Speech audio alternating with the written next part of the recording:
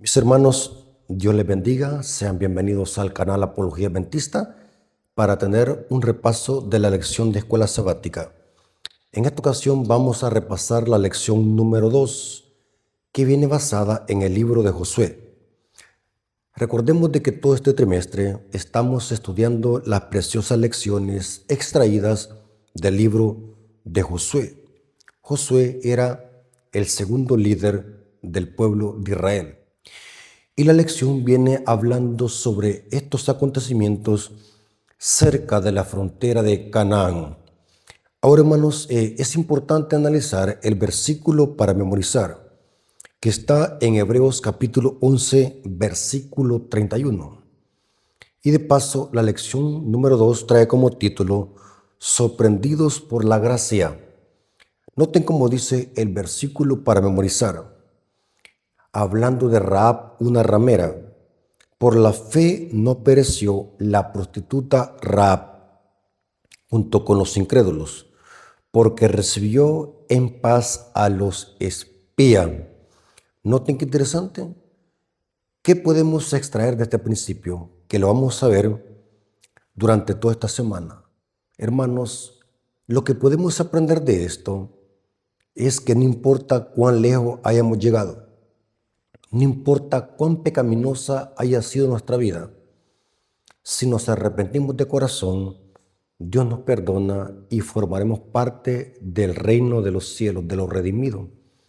Aquí vemos en esta historia preciosa del libro de Josué, una mujer de mala vida, una prostituta llamada Rahab, y cómo Dios la redimió para formar parte del pueblo de Dios. En el libro de Josué encontramos una segunda generación que estaban por conquistar la tierra prometida. Y Josué manda a 2 espías para reconocer la tierra. Ahora la pregunta es, ¿cuál era el objetivo de Josué de mandar solamente 2 espías? Aquí dice la lección, ¿cuál era ese objetivo? El primer paso era tener una idea clara de aquello a lo que se iba a enfrentar. Para ello, envió a 2 espías para que le trajesen información valiosa acerca del territorio que iba a conquistar. ¿Y qué tipo de información quería que recopilaran esos 2 espías? Su sistema de defensa, saber qué sistema de defensa tenían, su preparación militar, sus reservas de agua y la actitud de la población ante una fuerza invasora. O sea que el objetivo de Josué de mandar estos 2 espías era para recopilar información. Josué quería tener claro a lo que se iba a enfrentar. Y esta es una buena táctica de un buen líder. Un buen líder tiene que saber dónde va a ir a combatir. Un buen líder tiene que ser como un pescador que sabe lo que hace, nunca va a tirar su red donde hay piedra. Siempre va a tirar la red donde él sabe de que va a haber pescado. Y esto le resultó. Vamos a ver de que Dios obra a través de sus maravillas, pero el ser humano tiene que poner una parte de su esfuerzo para poder estar apto para cumplir las promesas de Dios. Las promesas y la providencia divina no excluyen el esfuerzo humano. El ser humano tiene que poner de su parte, no para salvarse, porque la salvación es por gracia, sino para estar apto para recibir esas promesas de Dios. En este caso era la tierra prometida. Ahora Israel estaba por segunda vez en la frontera de Canaán. En el día domingo viene hablando acerca de una segunda oportunidad. Aquí vemos cómo la gracia de Dios se manifestó con el pueblo de Israel. Al pueblo de Israel se le dio una segunda oportunidad. Aquí están por segunda vez cerca de la frontera de Canaán.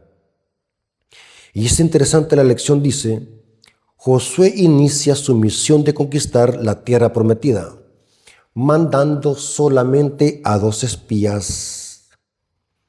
Anteriormente fueron 12.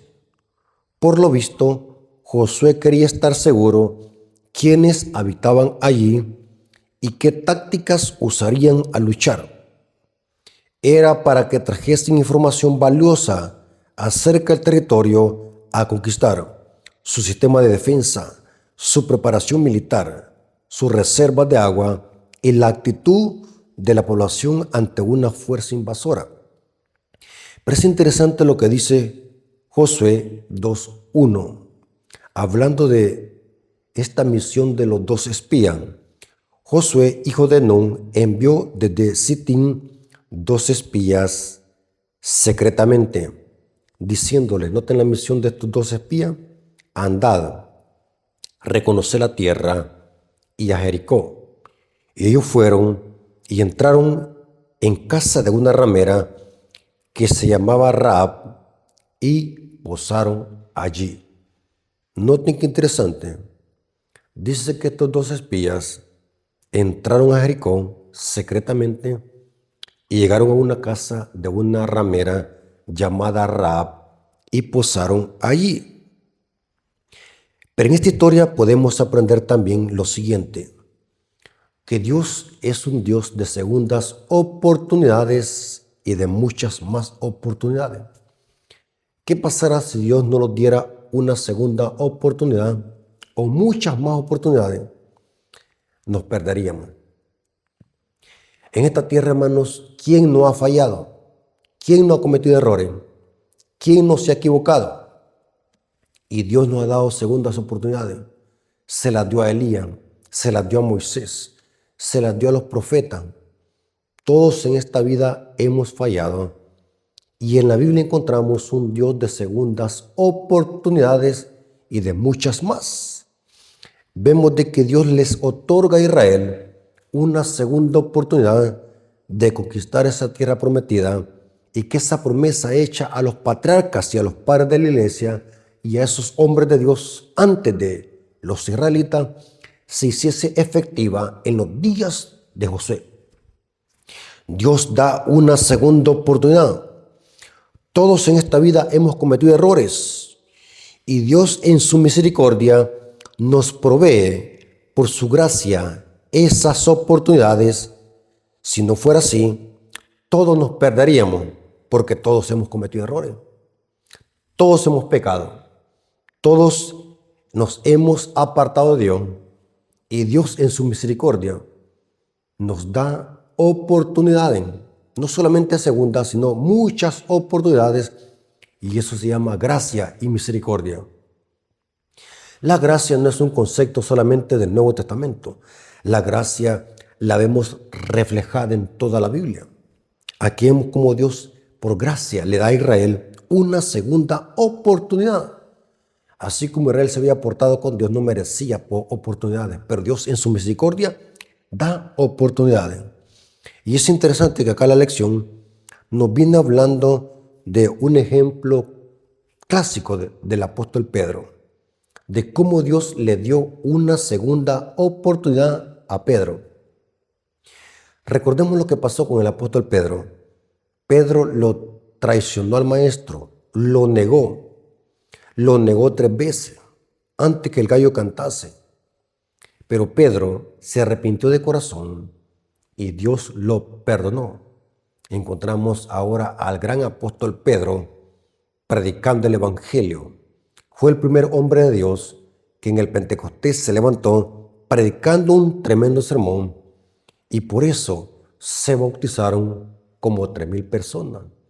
Noten, hermanos, muchas veces los seres humanos vemos caso perdido la vida de una persona, pero Dios no mira como miran los seres humanos. Dios mira cómo esa persona va a ser en el futuro, y por eso es que Dios no piensa como nosotros. Dios es un Dios de segundas oportunidades, y vemos cómo Dios le dio una segunda oportunidad al apóstol Pedro, igual como Israel. Israel se merecía la muerte. Israel se merecía que no entraran a esa tierra prometida, pero Dios es fiel a su pacto, Dios es fiel a su juramento y provee una segunda oportunidad, Y eso se llama gracia y misericordia. ¿A cuántos de nosotros Dios nos ha dado muchas oportunidades? Y por esa gracia de Dios es que estamos vivos. Por esa gracia de Dios hemos llegado hasta donde estamos. Por esa gracia de Dios aún no estamos muertos. Por misericordia no estamos en un hospital. Muchos de nosotros fuimos sacados del hoyo cenagoso. Muchos de nosotros fuimos sacados del fuego. Somos un tizón arrebatado del fuego. Y eso se llama gracia. Por misericordia, hoy estoy predicando en este púlpito adventista.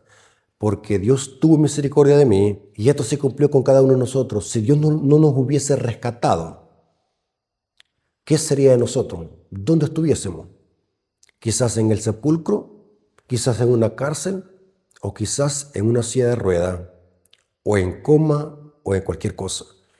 Pero la gracia de Dios se manifestó.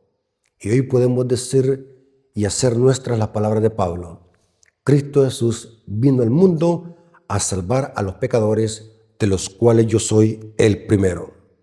El día lunes dice así: valor en lugares inesperados. El día lunes, este día, se centra en la mentira que dio Rahab al esconder dos de los espías.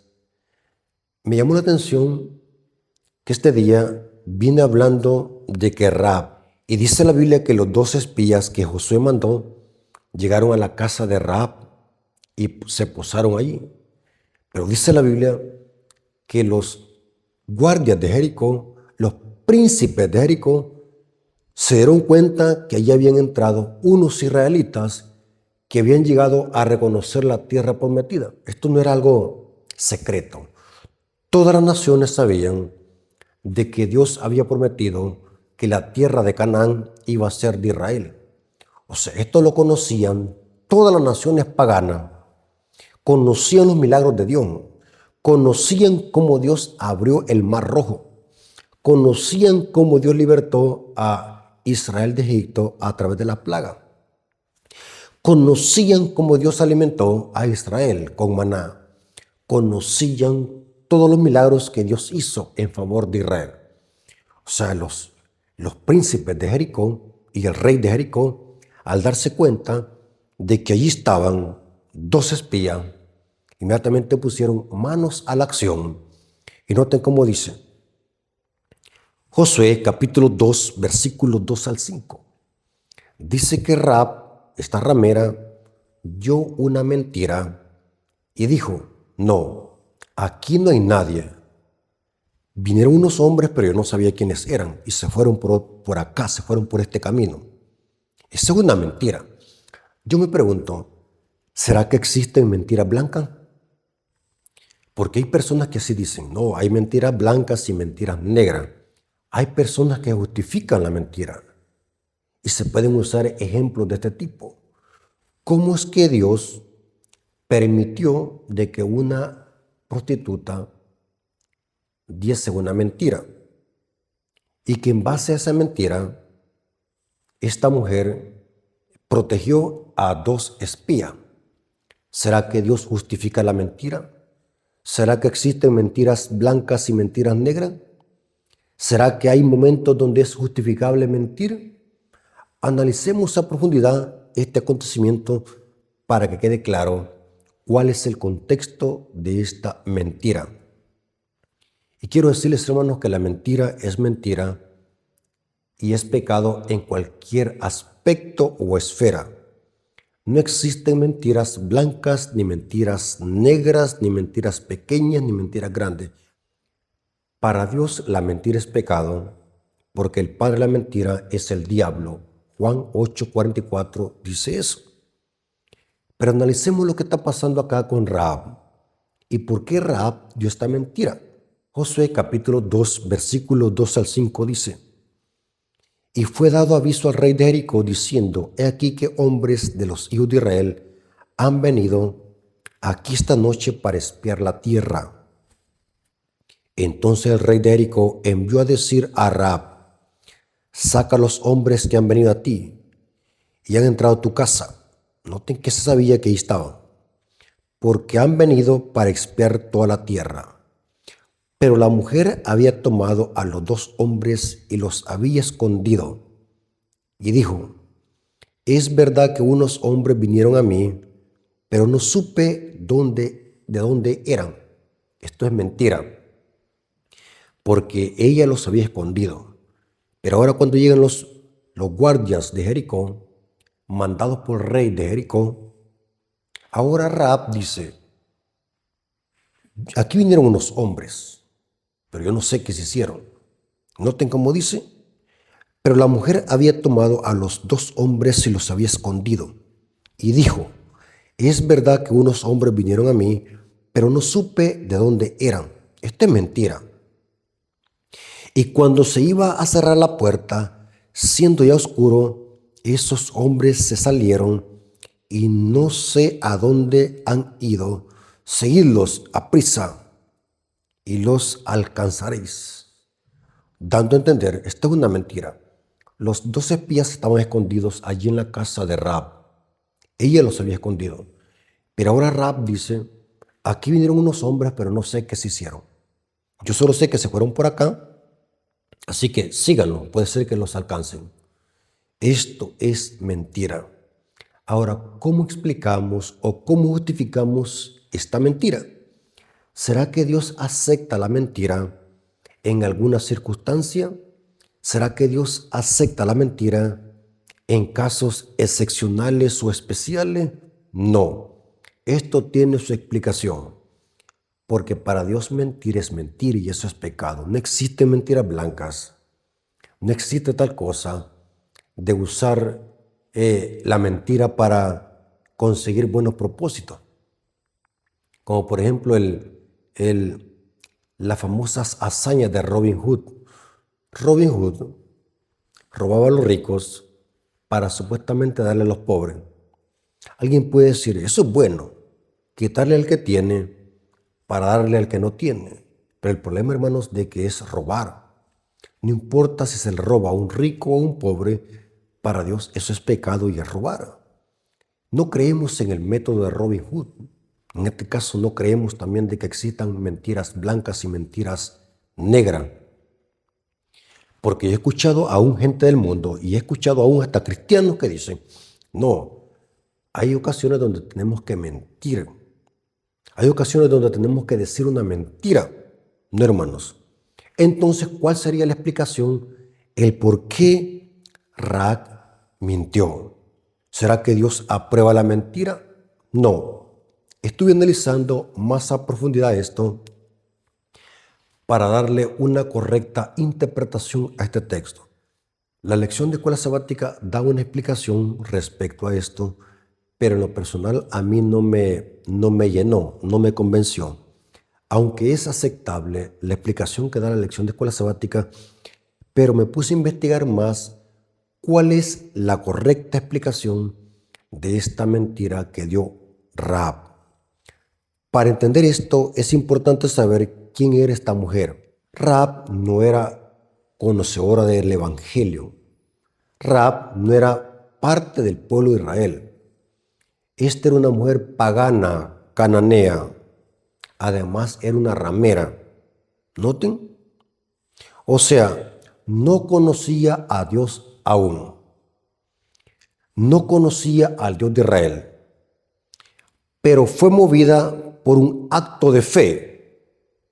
Ahora, ¿cómo explicamos entonces de que esta mujer, más adelante, por su hazaña, no por la mentira, sino por su acto de fe, es presentada como parte de la genealogía de Cristo? Como una mujer cananea, ahora forma parte del pueblo de Dios.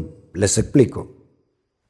Dios juzga a los hombres por la luz recibida. Pero la mentira no es que Dios la justifique, sino que Dios exalta, la Biblia exalta la hazaña que esta mujer hizo, ese acto de fe. Esta mujer no es famosa por la mentira, sino por el acto de fe. Esto lo corrobora el comentario bíblico adventista, donde explica de que somos juzgados por la luz que recibimos. Por lo tanto, si un israelita, conocedor de la verdad, hubiese cometido esta mentira, Dios no la hubiese disculpado. porque somos juzgados según la luz que recibimos. Eso dice el comentario bíblico adventista. Por eso es bien importante, para que entendamos el contexto de estas palabras, saber quién era Rahab. Era una cananea, una mujer pagana, y al mismo tiempo era ramera. Nada que ver con Israel hasta el momento. No era israelita, no conocía la Torá, no conocía la ley, no conocía nada. Ese acto de fe fue una emergencia para salvar la vida de estos dos hombres de Dios. Y se valió de una mentira. Una mujer pagana. Dice el comentario bíblico adventista explicando esto: en el caso de un cristiano, la mentira nunca puede justificarse. Pero a una persona como Rahab, la luz no le llega sino gradualmente. Hubo una época cuando el pueblo de Dios no conocía el verdadero día de reposo. Por lo tanto, no lo transgredía. Por un tiempo tampoco no entendía el sistema de diezmos, ni los principios de la vida sana. Pero Dios, habiendo pasado por alto los tiempos de la ignorancia, ahora manda a todos los hombres que se arrepientan en todo lugar. Y el comentario cita Hechos 17:30. Dios acepta las intenciones sinceras y honradas, aunque en ellas hayan mezcla de debilidad e ignorancia. La fe de Rahab, al ser probada, resultó genuina. Dios nos acepta como somos, pero debemos crecer en la gracia, dice Pedro, 2 Pedro 3:18.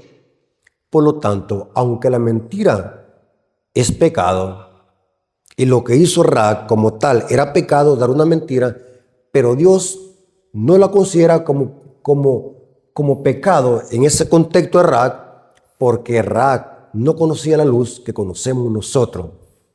Así hay mucha gente allá afuera, hermano. Inclusive dice el espíritu de profecía en el deseo de toda la gente que mucha gente se va a salvar, aún entre los paganos.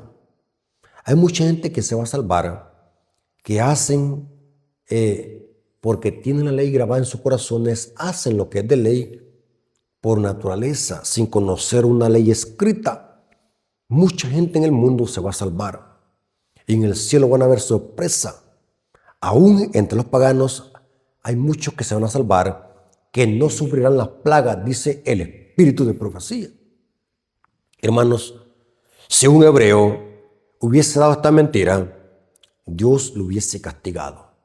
Pero quien dio esta mentira era una ramera, una mujer que no conocía nada de Dios, que al final reconoció que había un Dios de Israel. Al final se unió con el pueblo de Dios. Dios salvó a Rahab por el acto de fe, no por la mentira. Es importante este detalle. Este detalle hay que analizarlo y anotarlo. Dios salvó a Rahab de esa destrucción que iba a venir a Jericó por el acto de fe, no por la mentira. Interesante. Esto lo corrobora el libro Profetas y Reyes, página 13, párrafo 5. Profetas y Reyes, página 13, párrafo 5 dice, hablando de el acto de fe de Rahab: Cristo debía ser ensalzado ante las naciones, y habrían de vivir todos los que mirasen a él. Si se unían con el pueblo escogido, todos los que como Rahab reconocen, y Ruth la moabita, se apartaran de la idolatría para adorar al Dios verdadero. Noten, hermanos, que el mensaje de Dios, el mensaje del evangelio es: y si alguien se arrepiente, como Rahab, una ramera, o como Ruth la moabita, y se apartan de la idolatría, Dios los perdona. A medida que aumentase el número de los israelitas, debían ensanchar sus términos hasta que su reino abarcase el mundo entero. ¿Qué podemos aprender de esto? Aunque una persona sea pagana, no importa lo que sea. En este caso, Rahab, una ramera, Ruth, una moabita, si se arrepienten de corazón y se apartan de la idolatría, Dios los recibe con brazos abiertos y forman parte del pueblo de Dios y de las promesas dadas a Israel. Eso es importante que comprendamos el mensaje de este tema. No es que Dios esté justificando la mentira, sino lo que Dios exalta es el acto de fe de una mujer que, aunque no conocía la luz que conocía Israel, fue movida para proteger estos dos espías que iban a conquistar la tierra prometida. Interesante, muy interesante. Noten como dice Mateo, Rahab, una ramera. Solo imagínense cómo es la gracia de Dios. Nosotros dijéramos, ¿cómo una ramera puede estar allí en la genealogía de Cristo? Pero es de gracia, hermanos. Mateo capítulo 1, versículo 5 dice, Salomón engendró de Rahab a Boz, Boz engendró de Ruth a Obed y Obed a Isaí. Todos sabemos de que de Isaí vino David y de David venían los reyes y Cristo es el hijo de David como rey. Pasemos al día martes. El día martes dice nuevo pacto. Según el relato bíblico, Rahab había oído hablar de las promesas de Dios a libertar a Israel de Egipto. O sea que Rahab, aunque no era cristiana, aunque no conocía la Torá, aunque no conocía la ley de Dios, pero había oído hablar de que de todas esas promesas de Dios a libertar a Israel de Egipto. O sea que esta mujer, al saber de que eran dos espías que habían venido a verificar la tierra, esta mujer dijo, estos hombres son de Dios y vienen a cumplir la promesa. Así que esta mujer los protegió sabiendo que el Dios de Israel había dicho que esa tierra era de ellos. O sea que Rahab no dudó en ayudar a estos dos espías. Así que hace un pacto con los espías, vida por vida y bondad a cambio de bondad. Vamos a ver de que ese pacto que hizo Rahab con los dos espías era de que quería unirse al pueblo de Dios y que cuando viniese la destrucción sobre las tribus cananeas, protegieran a su familia. O sea que Rahab está pidiendo misericordia.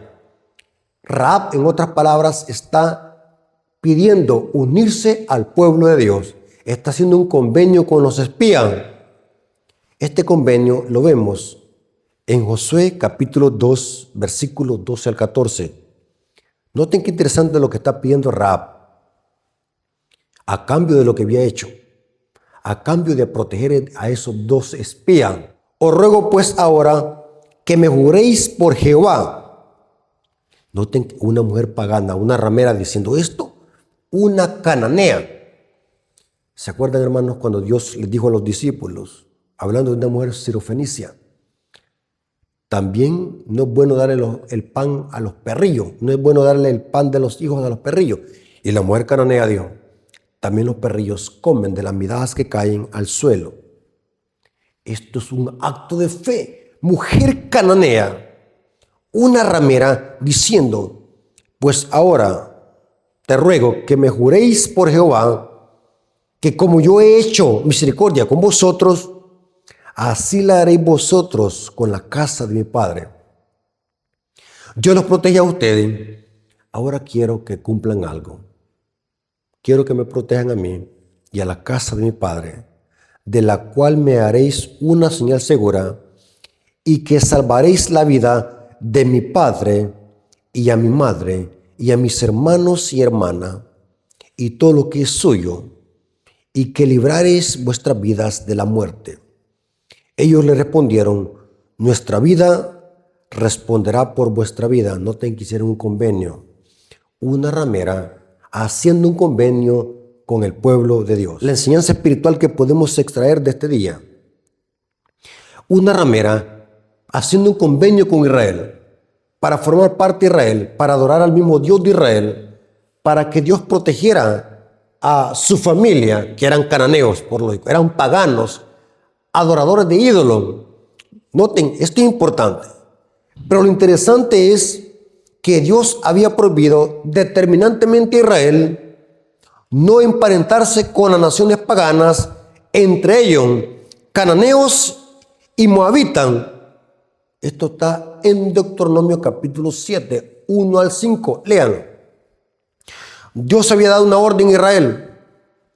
Cuando lleguen cerca a las naciones paganas, no se vayan a emparentar, no vayan a hacer alianza con ellos, no tengan ningún convenio, porque los apartarán e irán a adorar otros dioses.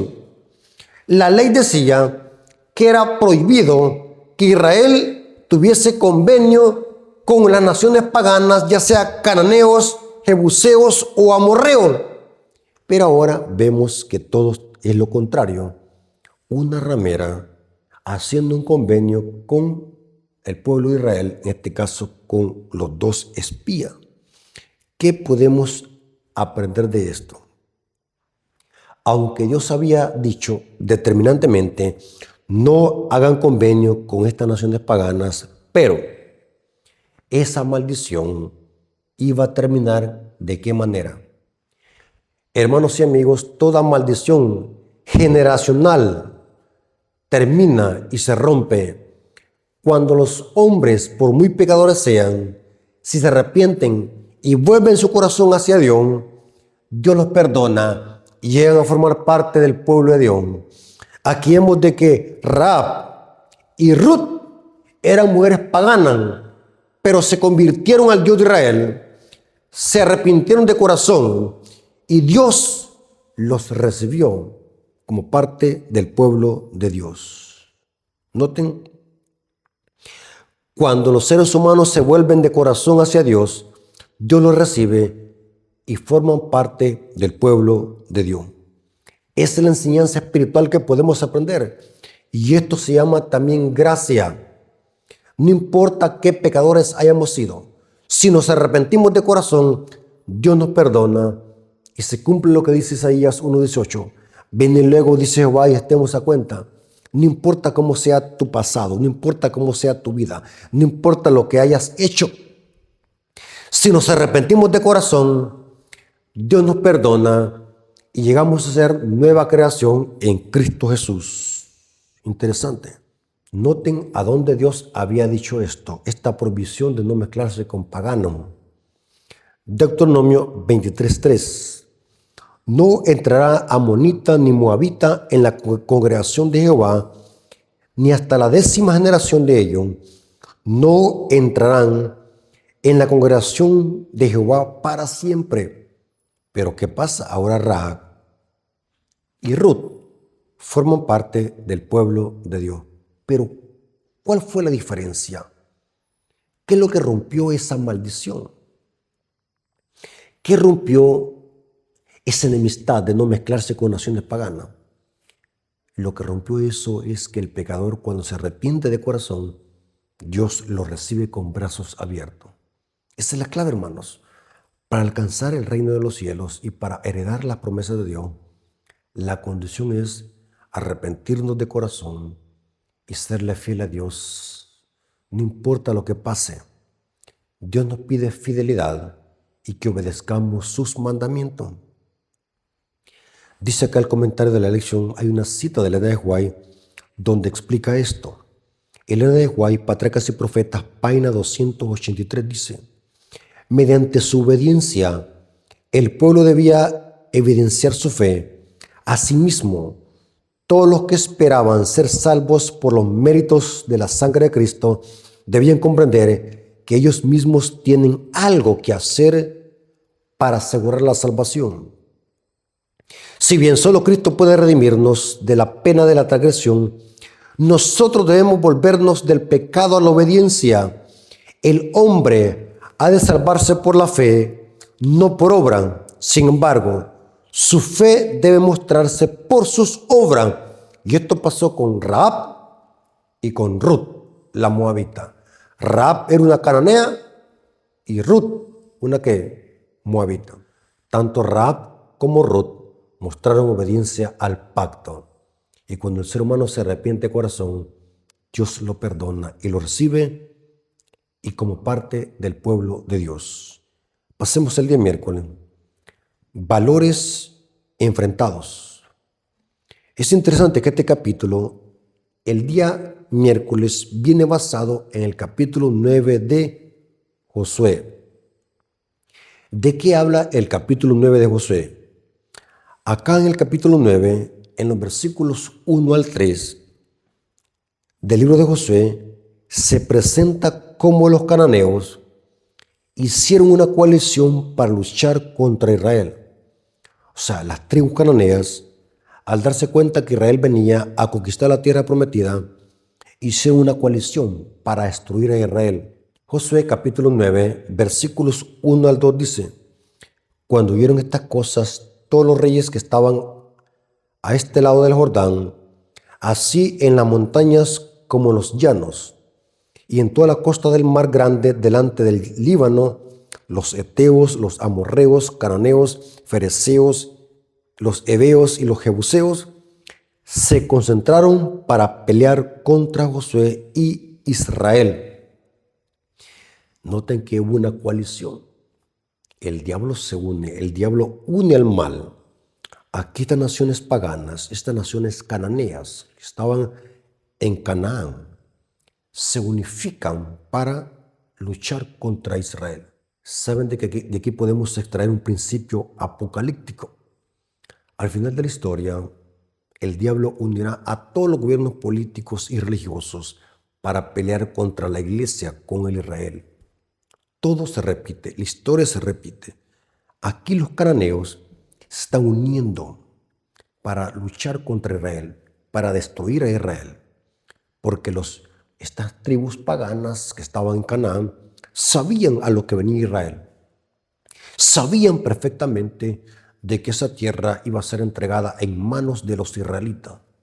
Pero dijeron los cananeos: vamos a luchar, aunque esta tierra es de ellos, pero vamos a defenderla hasta la muerte. Pero es interesante que en este contexto se menciona otro acontecimiento.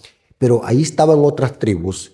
Los gabonitas decidieron hacer una alianza con ellos. En lugar de luchar, hicieron una alianza con Israel, con el fin, noten, de engañarlos con astucia.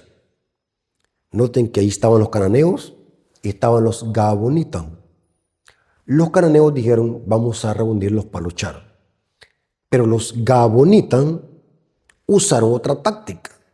En lugar de luchar contra Israel, mejor decidieron hacer una alianza, pero una alianza con astucia, con el fin de engañarlos.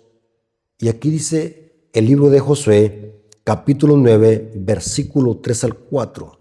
Mas los moradores de Gabaón, cuando oyeron lo que Josué había hecho a Jericó, y ahí usaron de astucia, pues fueron y se fingieron embajadores, y tomaron sacos viejos sobre sus asnos, y cueros viejos de vino, y rotos y remendados.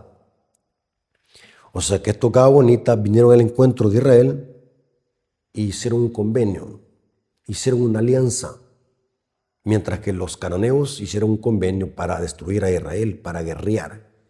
Pero los gabonitas hicieron otro convenio. O sea, lo que están haciendo aquí los gabonitas es haciendo una alianza con astucia. Era una alianza bajo subterfugio, con astucia, para autopreservarse ellos mismos y no ser destruidos por Israel.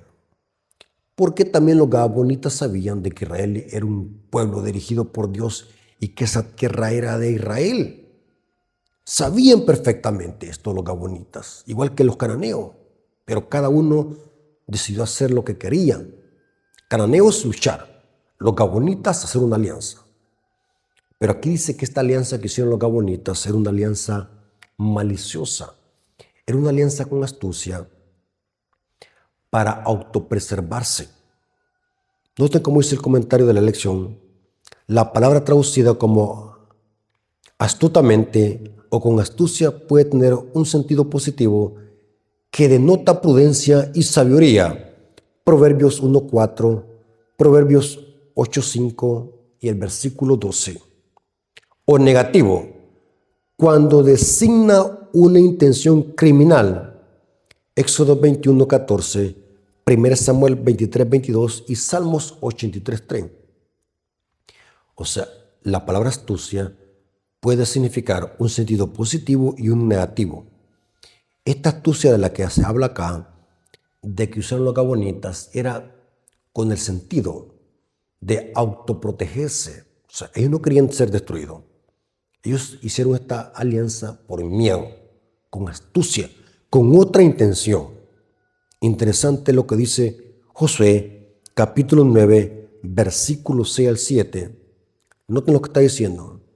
Vinieron pues a Josué al campamento de Gilgal y le dijeron a él y a los de Israel: nosotros venimos de tierra muy lejana, haced pues ahora alianza con nosotros.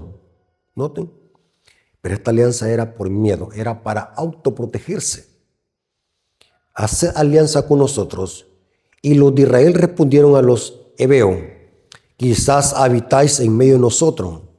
¿Cómo pues podremos hacer alianza con vosotros? Noten, los príncipes se juntaron y empezaron a dialogar.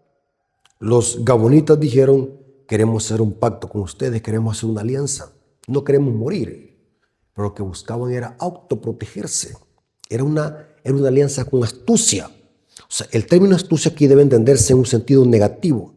Y dice la lección acá: sin embargo, en lugar de reconocer plenamente su disposición a someterse al Dios de Israel, como lo hizo Rahab, los gabonitas recurren a un subterfugio. ¿Qué es subterfugio? Dice el diccionario que es escapatoria, excusa artificiosa. Claro, ellos no querían morir, ellos no eran bobos. Ellos mejor dijeron: vamos a hacer un convenio para autoprotegernos. La llevamos perdida. Estos vienen en nombre de Dios, estos vienen a conquistarlos, a destruirnos. Así que mejor hagamos un convenio. Pero era un convenio malicioso, era un convenio con astucia, con otra intención. No era para reconocer al Dios de Israel. Saben, hermanos, que mucha gente solamente clama a Dios cuando tiene dificultades y por miedo. Mucha gente cuando se ve en aprietos clama a Dios, pero en realidad no quieren cambiar su mala vida, no quieren arrepentirse de sus pecados. Quieren ser libres de las circunstancias, pero no quieren buscar a Dios de corazón, no quieren arrepentirse de corazón. Y los gabonitas eso están haciendo. Ellos no quieren reconocer a Dios, el Dios de Israel. Quieren escaparse de esa destrucción, no quieren morir y hacen un convenio. Pero ahora vamos a ver de que ese convenio, que al principio se hizo con astucia, resultó. Saben, hermanos, yo siempre lo tengo, y esto lo tengo claro. Nunca debemos de juzgar las intenciones del corazón. Podemos juzgar los actos malos, pero no las intenciones del corazón. ¿Saben por qué? Los seres humanos cambiamos. No podemos condenar a alguien porque puede ser que esa persona cambie en un futuro. Las personas cambian. Todo en esta vida cambia, ya sea para bien o para mal. Vamos a ver en el día jueves que este convenio que al principio se hizo con astucia resultó al final ser una bendición tanto para Israel como para los gabonitas, porque los seres humanos cambian. Todo es así. Los seres humanos cambian. Cambian en el matrimonio, cambian en el noviazgo, cambian en las amistades, cambian en el trabajo. Las personas cambian. Somos cambiantes. Por eso, hermanos, los seres humanos nunca debemos de condenar a alguien, porque puede ser que esa persona cambie y nosotros estemos en el lugar de ella. Aquí vemos una enseñanza espiritual. Los gabonitas, al final, establecieron un pacto de amor y misericordia verdadero con los israelitas. Al principio querían escapar, pero hoy ese pacto sirvió de bendición para Israel y para los gabonitas. Dice el 19, gracia sorprendente. Israel perdona la vida de los gabonitas por causa del juramento hecho por los príncipes. Es evidente que este convenio lo habían hecho los príncipes. O sea, que Israel no podía matar a los gabonitas. Aunque quizás habían ahí algunos que querían hacer juicio con los gabonitas. Pero los israelitas respetaban los pactos. Y sabían de que los príncipes, tanto de Israel como de los gabonitas, habían hecho una alianza. Israel respetó eso. Dice la lección del día jueves, aunque el pueblo de Israel hubiera querido atacar a los gabonitas, no se les permitió hacerlo debido al juramento de los jefes de la congregación. Los líderes israelitas actuaron de acuerdo con el principio de que un juramento siempre que no implique maldad o intención criminal, ellos lo respetaban. Noten, esto dice Jueces 9:26. Jueces 9:26 dice, y él lo hizo así con ellos, pues los libró de la mano de los hijos de Israel y no los mataron, porque los príncipes habían hecho un convenio. Los príncipes de Israel con los príncipes de los gabonitas habían hecho un convenio, por eso no los mataron. Pero ahora viene un cambio radical, ahora viene un cambio. Miren cómo vemos aquí otra vez la gracia de Dios.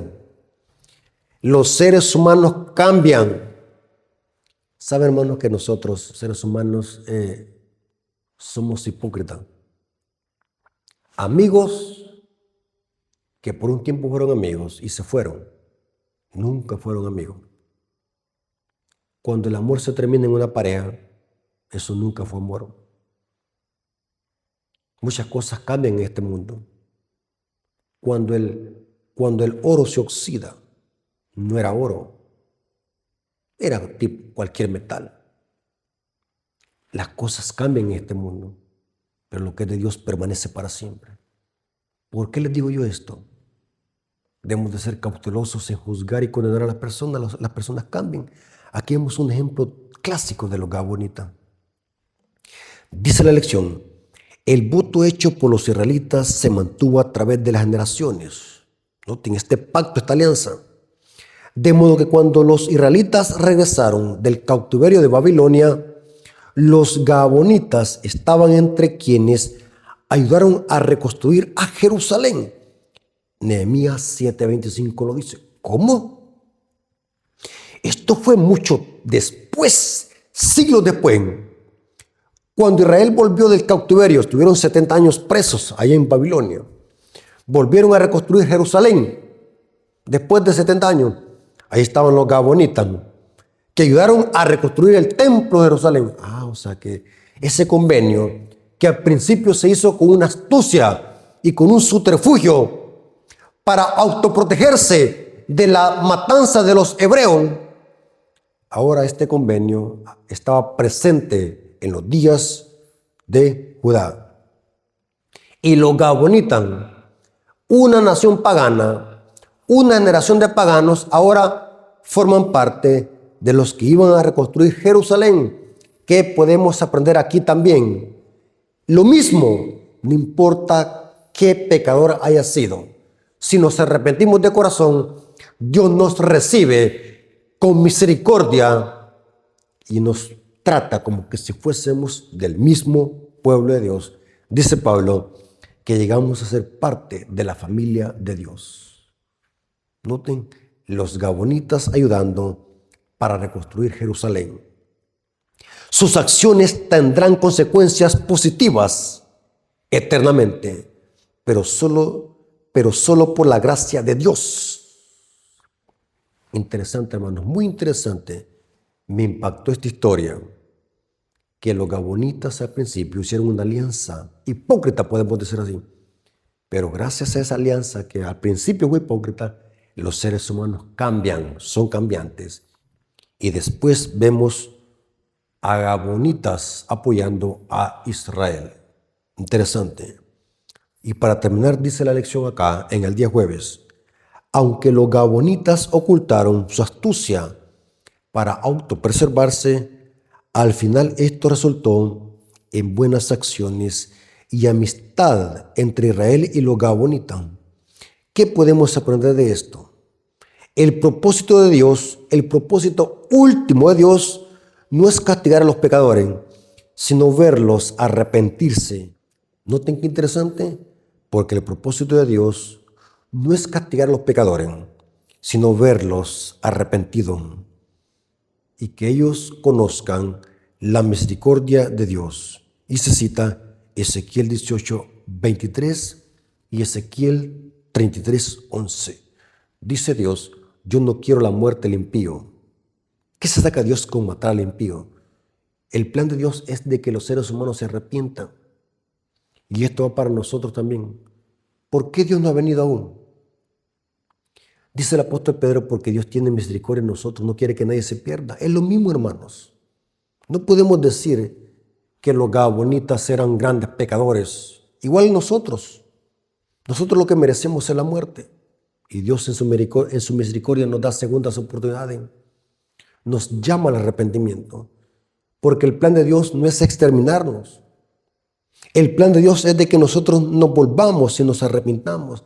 Dios no quiere la muerte del impío, sino quiere que el impío se vuelva de su malos caminos, dice el profeta.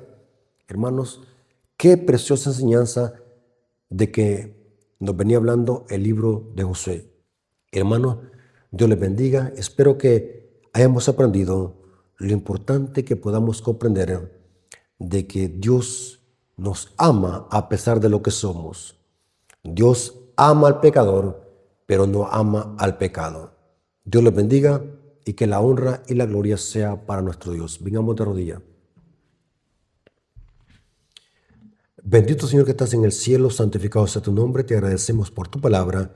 Gracias por estos hermosos consejos. Gracias por tu amor y tu misericordia que hemos visto cómo te manifestaste, Señor, en la vida de Rahab, en la vida de Ruth, en la vida de los gabonitas que al final se arrepintieron de corazón y formaron parte del pueblo de Dios. Gracias, Padre, porque tu amor y tu misericordia, esa sangre preciosa, nos limpia todo pecado. Y gracias porque somos parte de la familia de Dios en Cristo Jesús.